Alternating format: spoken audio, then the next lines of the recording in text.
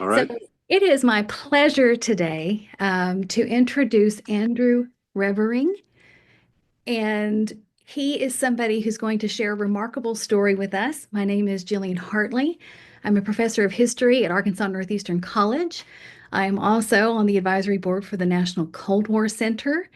And a few days ago, I got this amazing message that somebody had contacted the Cold War Center who had been stationed at Blytheville Air Force Base. And so, Andy, you are a retired police chief, is that correct? That's correct. Right. So before we kind of get into what we're really here to talk about today, mostly, which is your handling of sentry dogs in the Air Force, I do want to kind of give anybody watching this a little bit of background information about you. So could you tell us a little bit about when and where you were born? I was born in Litchfield, Minnesota in 1943, uh, December 9th, 1943. So I just turned Wow. 81 in December. There was a lot going on in 1943 in the world. There was no There question. was I, indeed. my parents, just to spell it out, my parents lived in the little town of Grove City, Minnesota, which is about 80 miles west of Minneapolis. And my dad and my mother owned a gas station there. He was also a blacksmith. So he did work for farmers bringing in their machinery.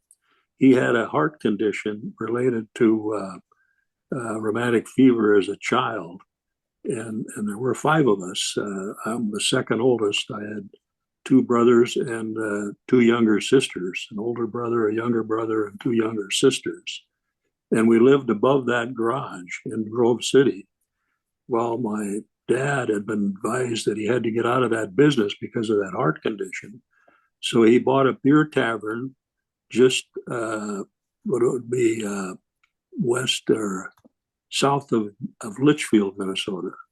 So he was just outside the city, about a mile, and we lived in the back of that beer tavern. A year after he bought the tavern, he passed away in his 30s and left my mother with five young children with this beer tavern. So what she did was hire cousins of ours who lived on a farm in northern Minnesota that had graduated from high school as nannies. They were live-in nannies.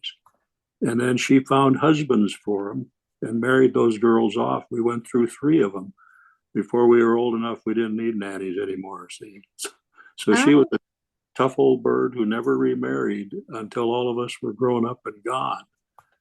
But she was just really one heroic lady, is what she was. oh, it really sounds like it. Do you remember the name of the tavern by chance? Well, when my Here for when the my dad, record. the people who owned it before my dad and mother bought it, called it the Byway, and the guy that owned it, his last name was Bye. So my dad changed it to Al's Drive In, AL. My mother's name was Eleanor, so when he passed, changed it to L's Drive In, EL. So, but the Byway always stuck. Well, it sounds like you had a very strong family and definitely a strong mother. No Uh, question. can you tell us a little about the place where you grew up, and just a little bit about your upbringing there, your early schooling?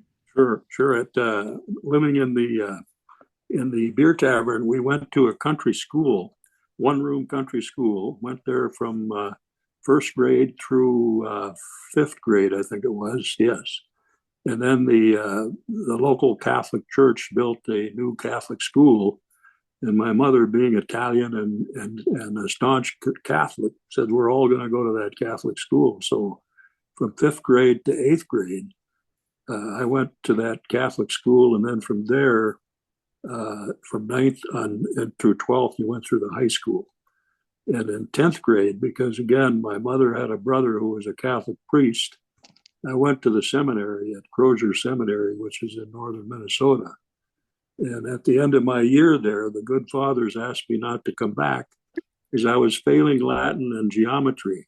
Oh my goodness. But my uncle insisted, that we're going to get you back in, Andy, but you got to do a year at Duluth Cathedral High School, which was a Catholic high school in Duluth in his diocese. So I started out there in my junior year at Duluth Cathedral, staying at the Catholic orphanage where my mother and her siblings were brought up because her mother had died in that 1918 flu. Mm. So she was raised in that orphanage. I stayed in that same orphanage, took a bus downtown to Duluth Cathedral, and a bus to the other end of town to play football for them, and then a bus all the way back to the orphanage that night. I did that for 3 months, and I called my mother and I said, I don't think this priest thing is going to work. I said, they got the best looking Italian girls I've ever seen in my life in this school. And she said, your brother will be up to pick you up in the morning. So there, I went back to Litchfield High School. So I was going to say, there's a little bit of a spoiler alert here because we know you're going to go into the Air Force and then pursue a career in policing. Before we get into the Air Force stuff, though, and you're looking at going to school in the 50s. Yep, the 50s. Can you tell us a little bit about any perceptions on the Cold War at that time that you may have had from your early years? Sure. Well, during my period of time, both going through grade school and high school, I didn't experience any of that. That's the sort of thing that went on where they had kids hiding under desks and all of that because of the Cold War. It really was not played up in my community if that was going on at the time because we knew there was a Cold War going on, but it wasn't brought to the local level like it was in some other communities. At least where I lived, it wasn't. Well, and I'm going to bring up some friends of yours.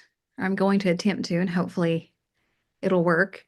Let's see here. Let me go back. Okay.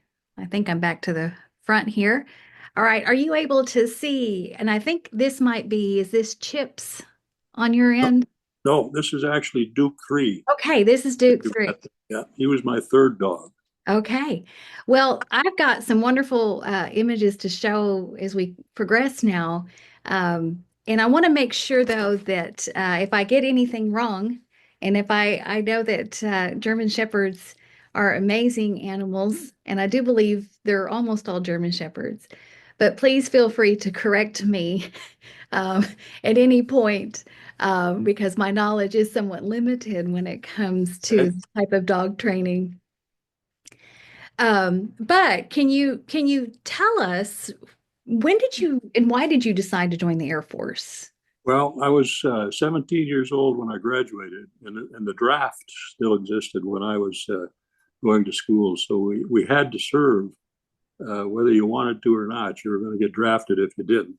There was no war going on at the time. The Vietnam War had not started that we knew of at the time, anyway. And I just decided it was something I had to get out of the way was my service time.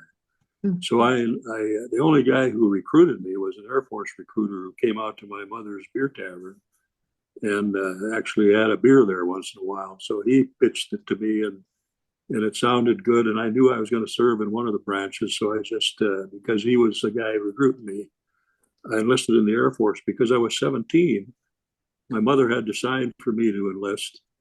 So I graduated on June 4th of 1961. And on June 6th, I was on my way to Lackland Air Force Base for my basic training. And interestingly, on the way, I'd never flown in a commercial airline before until I flew to Lackland. And at the time, I flew on a four propeller-driven plane. The jets were just coming in.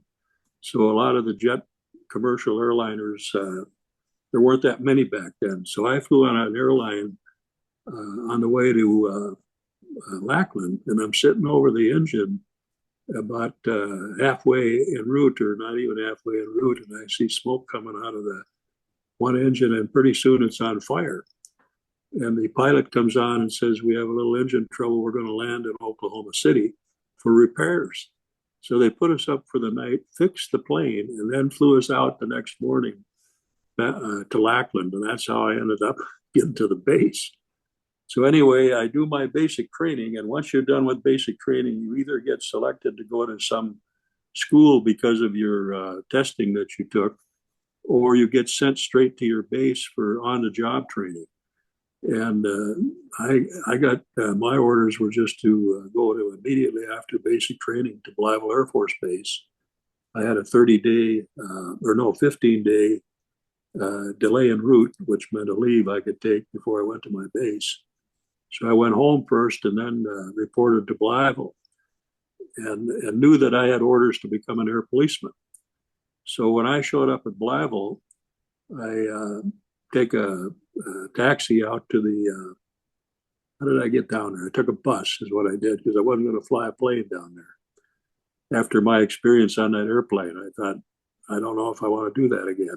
I can't say I blame you. Anyway, I didn't join the Air Force to fly a plane. Right. I was going to say, you're going to your training for the Air Force, and on Yes. the first time you have a. So anyway, I show up at Blytheville and I see the big sign out in front that says Strategic Air Command, peace is our profession. I didn't even know what Strategic Air Command was at that time. And I saw these two guys at the front gate, two air policemen dressed in white hats and tan uniforms with blouse boots with white shoelaces. And I thought, that's what I'm going to be doing. So I gave them my orders and they told me where to report. And I go to the barracks to see the sergeant in charge, and he sends me over to supply to get fixed up with uniforms. And they give me all these blue uniforms and tan uniforms and white hat gear. But I never wore that white hat or worked base law enforcement is what that was.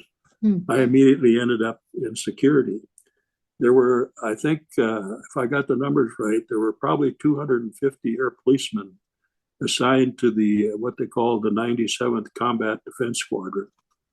And for my first day of reporting, I reported in fatigues, in a web belt and no fancy uniform, just fatigues in the normal combat uniform. And we reported for what they called guard mount, which was inspection. And then a sergeant took me on kind of a tour of the where we would be working. And he took me almost immediately out to where the dog section was, which was located where there was also the area where they stored the nuclear weapons was directly across from where the dog section was. And the dogs originally came to Blytheville in 1960. So we had temporary kennels at the time. We had, the dogs were actually had dog houses that sat up on a steel post that was cemented into the ground, and it had a steel ring around it with a chain. And the dogs ran in a circle around that doghouse, and there was a path between them about 2 feet that you could walk between to get to your dog. Eventually, they built us new kennels, but that's the way it was when I showed up in '61. And my first dog. So I was going to ask, were you the only one, or how many of the? There were 230 air policemen, of which most of them were assigned to security or guarding airplanes, and there were 25 dogs and handlers amongst those 250. So when I was taken out to tour the dog section, I told the sergeant in charge of the dog section that I really would be interested in being a dog handler. First thing I did is when I saw those dogs, and I had dogs all my life, I said, I really would like to work with these dogs. And he said, well, Airman, he says, you got to be on about 6 months. And as soon as we have an opening, I'll give you a call. He took my name. Well, less than 3 months later, he called me. And they had an opening on a dog handler got out of the service. And his dog, Chips, was ready for me to take over. And Chips was a older dog. He was about 7 years old. He was named after a dog in World War II who was a kind of a hero in World War II. That's Chips coming up there. I was determined to find Chips. Yeah, okay. This is Chips on there now. Okay. And he, like I mentioned, he was named after a World War II dog who was responsible for jumping into a machine gun nest and attacking three of the enemy who were operating a machine gun nest against American troops and saved those guys from getting shot up. And then he also found a bomb that was in a building that President Roosevelt and Prime Minister Churchill were meeting at. So he got that bomb located so they could get it out of there. So he was kind of a hero dog, and this guy was named after him. So I was pretty proud of that I had this dog named after this hero from World War II. He was an easy dog to get in on. Yeah, I remember just giving him a few treats and he'd let me pet him right away. And for sentry dogs, the amazing thing about sentry dogs is they're trained to bite everybody except their handlers. Because Really? they want these dogs, these sentry dogs, to be, well, quite vicious is what they want them to be. They even had a sign, up on the fences surrounding the base that said, off limits, this area is patrolled by armed guards and vicious sentry dogs. So they made it clear that the dogs were out there. The dogs only worked at night. So we were only out there in hours of darkness, and we worked in the areas that were outside of the fence that went around where the alert planes were located. And we had, I think, if I remember right, we had about 6 posts out there that we patrolled. And then we also patrolled inside of the area where the nuclear weapons were stored. So anyway, I was supposed to just work with Chips for about a week to 2 weeks just to get him to know me. He was already trained. He had originally been trained at Lackland Air Force Base, which trains the dogs for all of the military services, just so you know that. In my day, they got dogs for the Air Force that were either donated or were sold to the Air Force. Today, they have, in addition to that, they have a puppy program to where they have a breeding program to also raise, but they can't get the amount of dogs they need just by the breeding program, so they still buy them from the public. So that's how they recruit them. And the program at Lackland at the time was about a 10-week training program where they went through obedience training, agility training, and attack training, and area search training. And then they went to their base. And in most cases, a handler would work for 4 years. And then if he didn't stay in, usually he got out and took his discharge. And then the dog was retrained with a new handler. So some dogs had 2 and 3 handlers. And, Well, and Andy, you're using the dogs at night to guard yeah, basically where the nuclear warheads are stored, correct? On the where they're stored, and also guarding the area where the B-52 alert aircraft are stored.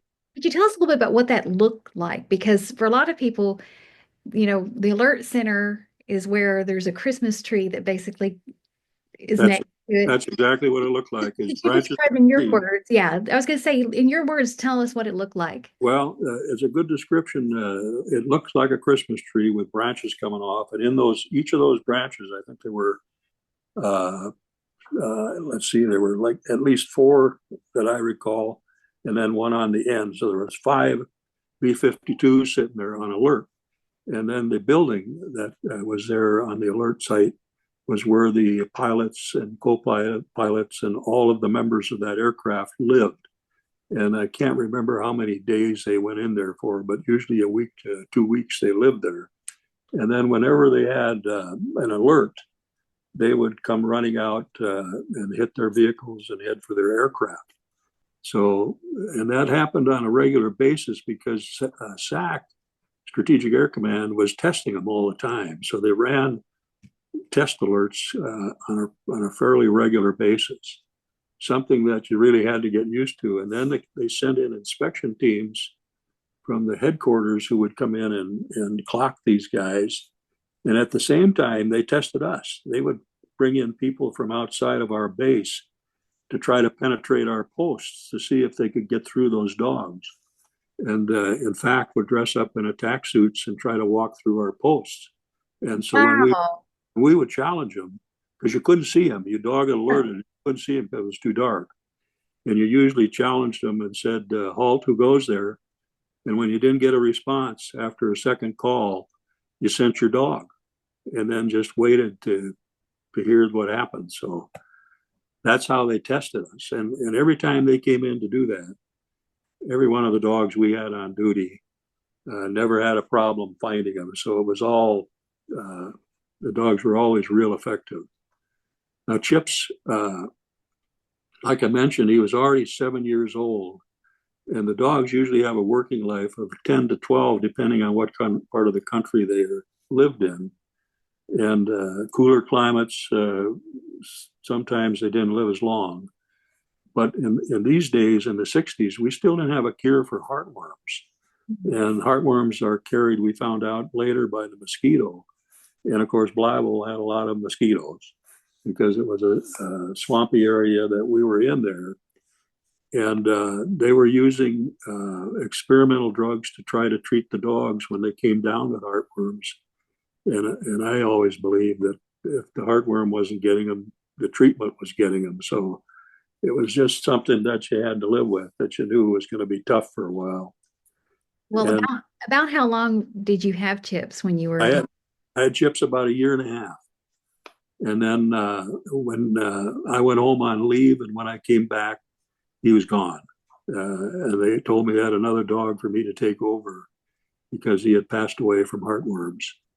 And but he was out of all three dogs, I think it's like your first dog. He's kind of always your favorite.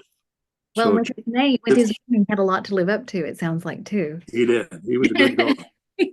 Well, I'm not sure. This is another one of the photos that you sent. I'm not really sure if this is Chips or this is maybe Duke. Okay. But could you tell us a little bit about just this process? Like, what is the day? I'm assuming that these are dogs that you had to have daily activities with them. Yes. What happened was the normal working shift for the officers who worked security, regular security, was a 9-day. They worked 9 days on and 3 days off. They had 3-day shifts, 3 afternoon shifts, and 3 midnight shifts. Dog handlers worked 6 days on and 2 days off because we didn't work a day shift. So we came in the afternoon shift at 4 o'clock, I think it was, or 3 o'clock. And then we trained with our dogs while it was daylight. We got them out and did obedience. We did agility. We did attack training. And we did group training with them together on some of the attack training. And we did that until it got dark. And then when it got dark, we went out on our posts.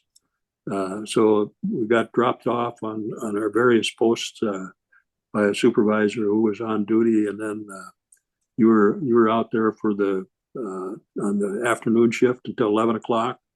And then somebody came on and relieved us.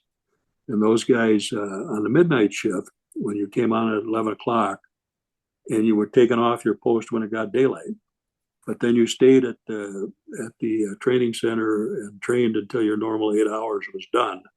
And then you could go home or back to the barracks. And so that's kind of how it worked. But you didn't share your assigned dog, correct? No, you didn't share. It was dogs were only assigned to one person. Unlike police dogs, of course, they stayed at the kennels. Okay. They stayed at the central kennels, and police dogs go home with their handlers. So this was and these sentry dogs, like I said, they were only taught to work for one person.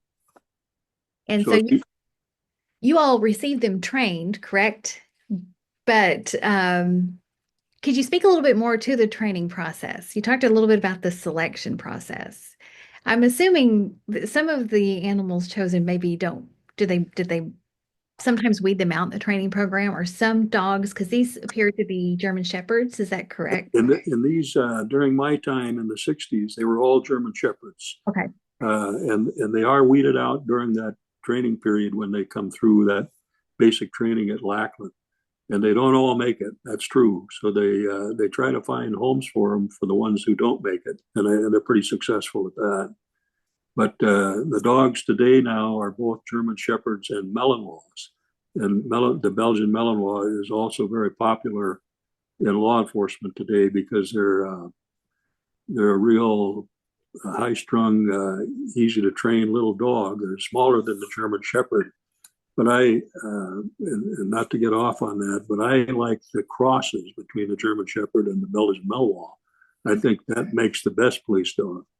So if you got just the Malinois, he's got traits that the German Shepherd doesn't have, and the Malinois has traits as a Malinois that the German Shepherd has traits that the Malinois doesn't have. So when you blend them together, you get just the right dog. Huh. Well, quick question too. Are they mostly male? Yes, we did have one. They're mostly male. because of the size and easier with the aggression. But we had one dog of our 25 that was a female. Her name was Zola. I'll never forget her. She was a real good dog. But I noticed the problem with Zola is anybody could pet her, whereas the males, nobody could pet them except their handler. But Zola would let you pet. She was more like a police dog. Because Okay. you had to be able to let police dogs pet or let other people pet police dogs. And Yeah. Zola was like that. Well, and I think this is another image of This Chip. is this is Duke One that Okay, I do see what? on here now. That was my second dog. He was really a sharp, intelligent German Shepherd. His former handler had taught him a lot of tricks and easy to get in on too, like Chips was, and a great dog to work with because of his personality. The picture next to him is a picture of Chuck Miller, and he's the man that I mentioned to you, I think, earlier, who married a local girl and went to work for the Blytheville Police Department. And I eventually helped him train a police department for Blytheville PD, the first dog. Okay. Well, and when kind of looking at, you've talked a lot about working with the dogs and the routines. And of course, you talked a little bit about the I guess, for lack of a better way to describe it, the tests, those who show up.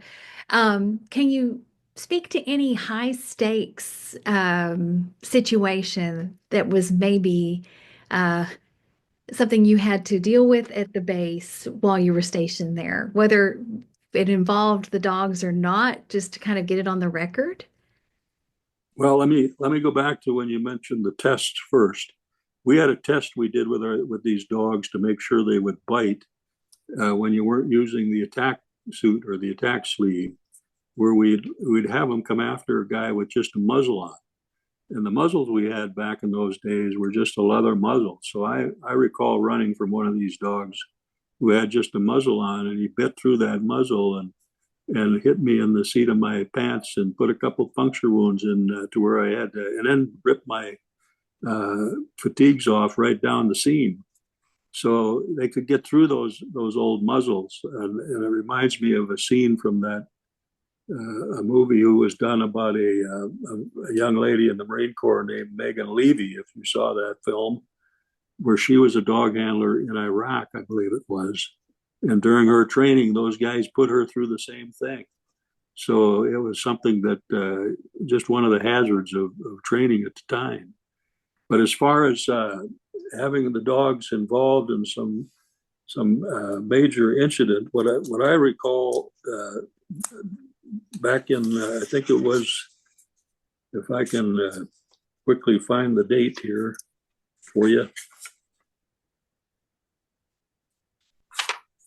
The first one was October 16th of 1962. I had just reported for work, and we were advised that we were to immediately be taken out to the dog kennels and taken onto our posts because the bombers were leaving the base and they were going on alert because of the Cuban Missile Crisis had been declared because they had discovered that Russians had placed those missiles in Cuba and had refused to take them out. And President Kennedy had ordered an alert for all the Strategic Air Command.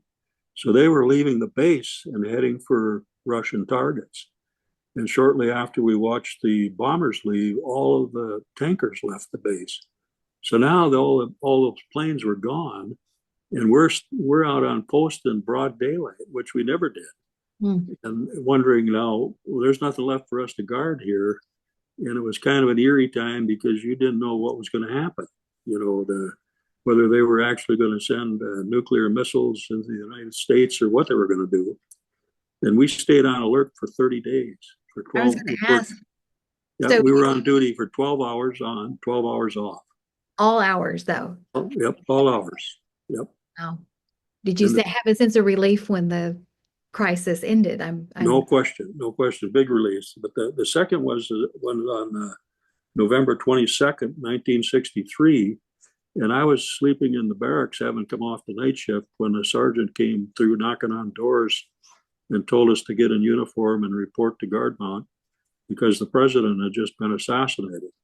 President Kennedy had been shot. So we immediately reported again, and again they took us out to the kennels and loaded up the dogs, and we were taken out to our posts. And at the same time they were doing that, the bombers were leaving the base again because they didn't know initially whether this was some kind of a Russian plot. So once again, we went on alert for 30 days, 12 on and 12 off until that whole thing, wound down. So those were the two major incidents that stood out to me as a dog handler at Blytheville Air Force Base that I'll never forget. And of course, it's really stressful for you. Could you notice any stress on the animal's part for the changing of the routine or? Well, dogs are like horses, it goes up and down the leash. If you're stressful, they are, and they can read it. So they're all hyped up and really looking for something to go on. So they're looking all over the place, and they're just as anxious as you are. Well, and something I want to bring up, because while you were here, as you mentioned, the Chuck from the previous slide, Yep. stays, I guess, marries and stays in Blytheville, and you did help with some training. I do want to look at this particular photo though before we get into that a little bit, because this looks like just a good old training photograph, like you were describing with some of the arm stuff. That's exactly what it is. We call it circle agitation and gunfire. Okay. And what's going on here is a trainer just has a sleeve, and the dogs and handlers are in a circle, and he just goes around and stirs them all up and fires off blanks to really get them all fired up. It's great training. I was going to say, when they get fired up too, they look like they really like they are involved. They're involved. And I also like this particular photo because for anybody not familiar with the Blytheville area, it does a very good job of showing how flat and this place is. And it is that. Yeah. Can you talk a little bit about because you were here in Blytheville for how many years? I was in Blytheville for my full 4-year enlistment. 4 years. From 61 to 65. And the thing that stood out to me when you mentioned that flatness was when I arrived was the cotton fields. Just all the way around the base, you had nothing but cotton fields. And it's just a flat, really no rise in, and I'm sure that was why they chose that for an airport. It's a perfect place to put an airport. Yeah, and what was do you remember going into, the downtown of Blytheville used to be a very happening place. Oh no, it was. We used to go downtown all the time. Yeah. And it was a great little town. Let me see. I got what I thought. I'm sorry. This is one I want to highlight though, because this is you. It looks like this is some work with the Blytheville Police Department. Yes, that's Chuck Miller with his dog Rebel, and that's me with the sleeve on in that photo. So him and I worked together for a good 10 weeks on that dog. And we would check guys who would volunteer out of the county jail to lay tracks for us, to help us do the tracking. And guys volunteered all the time. We just told them to get up in a tree as high as you can, because if he catches you, he's going to bite you. So I'm guessing Blytheville Police Department did not have any canine units prior. They did not, but Memphis had police dogs. And Memphis was only about 50 miles, I think, from Blytheville, as I recall. And there was a police department called West Memphis that also had a couple of dogs back in those days. So Blytheville, I think, just wanted to, I'm not sure if they had serious policing problems in Blytheville, but the chief wanted to have a dog. So that was what we helped him with. That's a really neat way to contribute to the community. So before you're somebody who did your 4 years and then you pursued a career in law enforcement. As far as like rewarding times as a sentry handler in the Air Force, is there anything that you want to also include about that before we kind of look at your time after the Air Force? Sure. Can we go back and can you find Duke 3 again on I'm going to go back and I will I think he was the first one up there. Here we That's go. him. Yep. That, There you go. okay. Before I tell you about, how the dogs were so rewarding, I got to tell you about this guy. Okay. He was the third dog I had, but when we had our old kennels, and we used to go through the kennels and stir the dogs up, and I used to poke at old Duke 3 with a brake handle, and he would grab hold of it and tug a war on me and growl and try to bite me all the time. And I accidentally knocked out one of his top teeth. You can almost see it in that photo. Well, he never forgot me for that. So when my second dog passed away, and he was the only dog for me to take over because his handler had gotten out of the service, I had to walk around with him on the end of a snare, the pole with a loop on it, like they use for catching dogs, so he wouldn't bite me. And the old sergeant there told me if I didn't get a leash on that dog pretty quick, he was going to give it to somebody who could. And I took that as a challenge that I thought nobody else was going to handle this dog except me, see. So after 3 weeks of this, I did get a leash on him, and we eventually started going on post.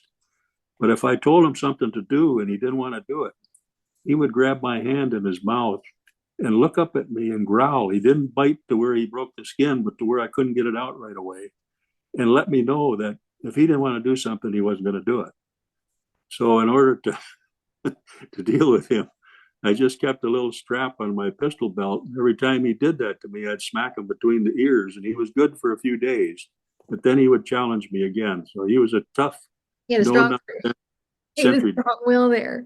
Yeah, he was a great dog, though. And that was the thing about these dogs in the first place. When you worked in the middle of the night in these dark fields surrounding that base, nobody could see you out there, and you couldn't see if somebody was coming through, if somebody was trying to cause sabotage to the base. You couldn't see him. You depended on that dog to alert you, and then if he had to take them on. So knowing that you had this companion who was your partner, that you knew was going to give up his life for you if he had to, that was pretty comforting. There's no ifs, ands, or buts. That was really comforting. You learned a bond. Yep, you had a bond like no other because you knew they were going to take them on. And there's a great story about a sentry dog in Vietnam, an Air Force sentry dog by the name of Nemo, that they talk about. Old Nemo was serving on an outpost in Vietnam, protecting an air base, when the Vietnamese or Viet Cong tried to penetrate that base. And Nemo alerted on him, and his handler sent him, and then the handler got into a gunfight, and the dog went after those guys and got shot right through his eye, and attacked and killed one of the enemy, and the handler got shot. And after Nemo ran these guys off after killing one of them, he came back and laid on top of his handler, who had radioed now for help. And now they had to get another handler out there to get Nemo off the handler because he wouldn't let anybody around his wounded handler. And they took Nemo after they patched him up and brought him back to the States and used him to go around the country to recruit dogs for the Air Force, and then retired him at Lackland Air Force Base. So he was truly a sentry dog hero. Was it pretty common for people when they retired them to be adopted by someone in the military? Yes, yeah. Yes, that's true. Yep. They have a program just to try to do that. But now you got to remember, they did away with sentry dog training in the 70s. They didn't train these dogs anymore after the 70s. I think about 72, they switched over and started training these dogs to what they called patrol dog training, which was police dog training. So you could switch them off of this aggressiveness that you couldn't do with a sentry dog. Well, and you're also in that era too, where you are just a few years before the Cuban Missile Crisis, when there was more of an uptick, I think, yep, of fear. You're growing up at a time where it's pretty common for people to put in, bomb shelters. No question about that. We did cool off a little bit by the 70s as far as not that it wasn't there, but the fear of nuclear annihilation for a time does sort of cool off. Well, I want to make sure we get to, this particular photo stood out to me. Yes, this is the area where we buried the dogs that had passed on. I think you can see Chips's, it's here. But yep, we took care of them when they were gone. We had a nice little cemetery just outside of our gate or outside of our fenced area. Hmm. No, the happy hunting ground. Yep. And then one more I want to talk about, then we'll talk about your post-career stuff if that's okay with you. But Okay. this I is got to talk about this. This is Go ahead. not this is not the uniform that I wore when I was working. This is one of our air police or dress uniforms that they wore, and these pictures were staged primarily before I was getting out of the service because I wanted to have some pictures to show local law enforcement. As I got out, I wanted to work in law enforcement that had police dogs, and just to jump into that. Uh, when I got out, went back home, and I wrote to Minneapolis and St. Paul to see if they had dogs. They wrote back and said we don't have police dogs. So I took a map of the Minneapolis-St. Paul area. There are 64 cities surrounding the Minneapolis-St. Paul area, and wrote to all the chiefs, and none of them had police dogs. And the chief in Anoka, which was a northern suburb of Minneapolis, wrote back and he says, we don't have police dogs either, but we're testing for police officers if you're interested. So I thought, well, maybe I got to go get a job first and then promote this. So that's what I did. I got hired in Anoka, and then I worked on a captain there who eventually convinced the chief that we should get a police dog, and I got sent off to a private area at the time called the National Police Dog Academy in Kansas to work with King, and came back, and I had the first dog then in the Minneapolis-St. Paul metropolitan area in 1967. So I got out in 65. I worked 2 years and then started with King in 67. So you And had over a 30-year career in law enforcement, correct? yep, 33 years. 33 Yeah. years. Well, Yep. and you know, so you left the military in 60, did you say 67? 65. 65. Okay, thank you for correcting me. Yep. And so obviously your training in the military is something that really informed your career choice. No question. And No you question. actually, I think Andy, it's amazing for you to say, you know what, I have this skill, I want to use it. If I can't find a place that already needs it, you were hired in and you brought it with you, Yep. which is pretty amazing. So could you just talk a little bit about your career in law enforcement? And I would also like for you to tell us a little bit more about King, because I believe did you write a book about King? I did write a book about King. All right. Yep. So let me, this is King in this photograph you brought up here, him and I in 60, that's actually about 67. And, but let me go back when I first started working him. I was going to college part-time because I had a high school education was all you needed to get into law enforcement at the time. But I was a veteran, and I thought, well, I'm going to take advantage of the GI Bill and use that to go to college. So I'm taking the other thing that happened in the 60s under President Johnson because of the riots. They passed legislation in the 60s to pay police officers to go to school, go to college, because for some reason they thought, well, the riots must be caused by uneducated police officers. So let's get them educated. So between what they call it, the law enforcement assistance education and the GI Bill, I was literally getting paid to go to college. So I thought, how do you beat this? And part-time going to college and working full-time. So I got an AA degree in political science and then a bachelor's degree in criminal justice studies. And then I started working on my master's, and they ended up sending me to the FBI National Academy, which is a 3-month school for supervisory police officers in DC. And that was and then you could apply those credits you earned through the University of Virginia to your academic degree. So it all worked out great going to college part-time. But I did a lot of this while I was still handling King. And he was, like I mentioned to you, because every time he captured somebody, the local newspaper or the Minneapolis paper would write an article about it. So other agencies were finding out. So we helped agencies get started in police dog programs in a 5-state area surrounding Minnesota. to get them into these police dogs. And I'll just cite you one of the cases that stands out in 1968, I think it was. A fella had shot two people at a truck stop in a community just next door to us, to the west side of us, and it fled into a field after he had shot two guys, and he was armed with a 45 automatic and a 22 automatic pistol. And when he fled that evening out to the back of this field, just so happened that National Guard MPs were riding with state troopers that evening. So they had this field surrounded. And the police chief from that community called and wanted me to come out and help search that field for this guy because they thought he was in there. And so when I got there, the chief says to me, "Look, Andy," he says, "he's already shot two people. We want your dog to try to spook him out of this field, and he's armed, so we're going to shoot him once the dog spooks him." And I just said, "Yes, sir, whatever you say." And I turned the dog loose, but I turned the dog loose not realizing how high the grass was. Well, it was actually close to shoulder high, so we couldn't even see the dog. We didn't know where he was, but it was breaking day.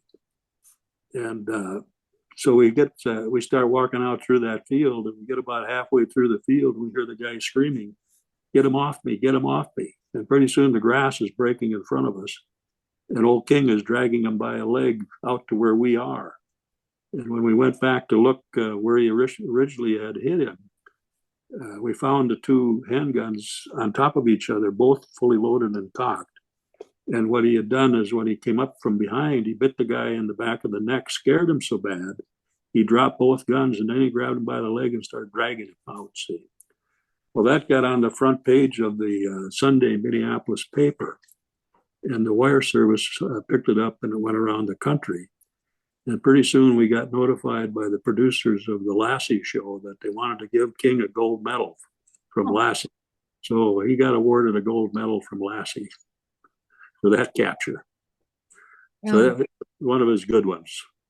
That sounds like a really, really good one. Well, I got to tell you now further, and I think I told you in 2018, they opened up the new National Law Enforcement Museum in Washington, D.C., and King is featured in that museum.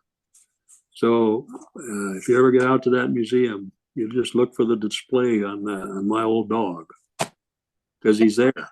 How long did you have him, and how did he pass? I worked from 67 until 72. He was about 8.5, almost 9 years old.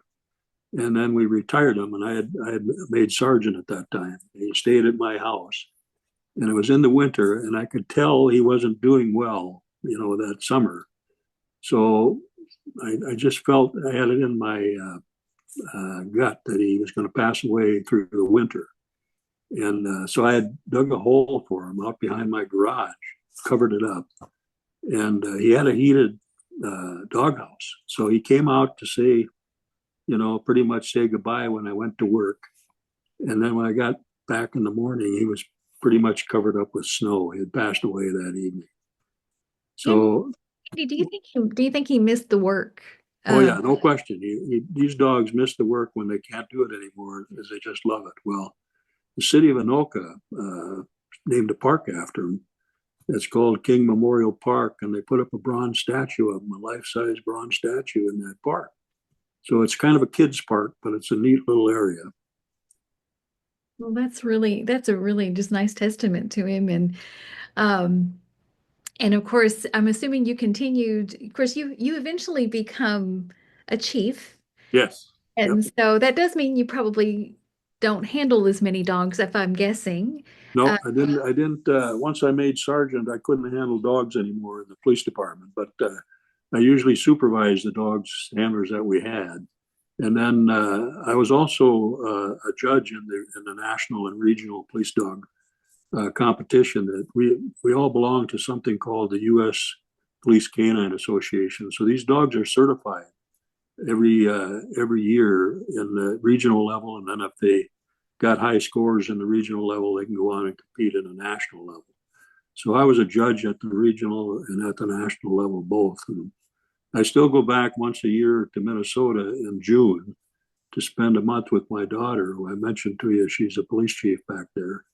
And they always have the regional trials in June. So I make sure that I get over and attend the regional trials to this day.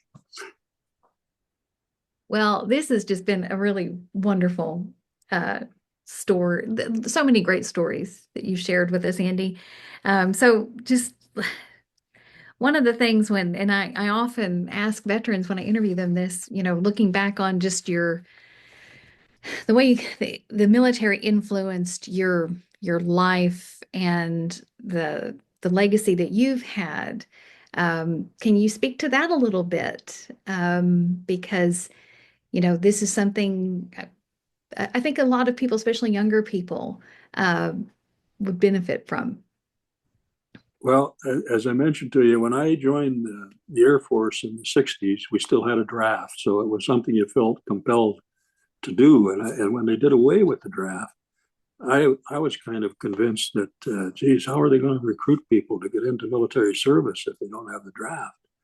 But amazingly, to all of us, there are young people out there who regularly come forward and enlist and serve in the military, and I'm just totally impressed with the young people who do that. I think they still do it to this day, and law enforcement is similar. And law enforcement has been going through some trying times these past few years itself, and recruitment has become another issue in law enforcement. But I never hesitate to let people know that I think that law enforcement is a calling. You don't do or get into that field because you're going to get rich, because you're not. You're a public employee. You're going to get a certain wage, and that's it. And it's got nothing to do with that. It's something that calls you to want to do because you want to be in service and help others. And it's very rewarding. There's no ifs, ands about it. It's probably the most rewarding field that I ever experienced. When I retired from law enforcement, I went on the road for a year teaching police officers to do a process that we had developed in our agency called police accountability conferencing for juvenile offenders. We had stolen it from the Australians who had developed it, and before actually putting that in place, we went to Scotland and London to look at juvenile justice programs on a grant. And I knew that London had one of the best police dog programs in the country, and became friends with the guy who ran the dog program in Washington, D.C., the police dog program. He was a former London Metropolitan Policeman. And he told me, if I ever got to London, you got to go down to Kent, England, to the dog section, Andy. And if you get there, let me know, I'll arrange it. So my wife was alive at the time, and she went with me on the trip and brought her video camera, and we made a point of going down to the dog section while we were in London. Wow. And they had a puppy program there. They raised their own dogs, and I was just amazed by the whole thing. So it was just another one of those deals that you just got to do. The other thing I did the following year, I read about what was going on in Kosovo, that there was mass murdering of Kosovo Albanians by the Serbs. And President Clinton sent B-52s over there to bomb the Serbs out of Kosovo. And then they were looking for police instructors to work through the Justice Department to come to Kosovo. So I went to Kosovo for a year under the auspices of the Justice Department to be a police instructor. The goal was to train a new 4,000 member police agency for Kosovo.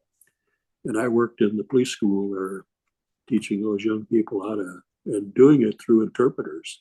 So it was a challenge, to say the least, but it was interesting. And when I got back to Minnesota, my wife and I moved to Tucson, Arizona, and I still felt like I still had to have something to do. So I went to work in the juvenile court as a probation officer for another 7 years, and used that program we developed to conference young offenders and try to keep them out of jail. So it's been a busy kind of time. And like I think I mentioned, I never owned a horse in my life until I moved to Arizona. Now I saddle up and ride every other day. Well, and Andy, it sounds like you're a person called to serve.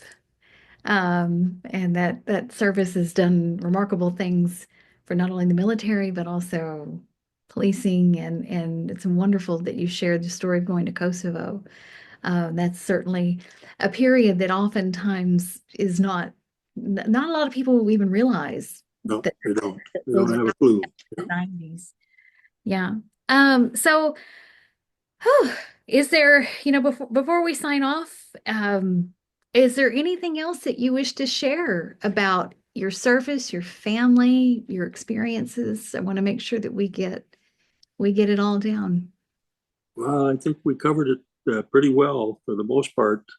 Uh, we kind of got through it. So, We did. no, that's it, Jillian. And you've had Chips, Duke 1, Duke 2, and King. Yep. Well, um, Andy,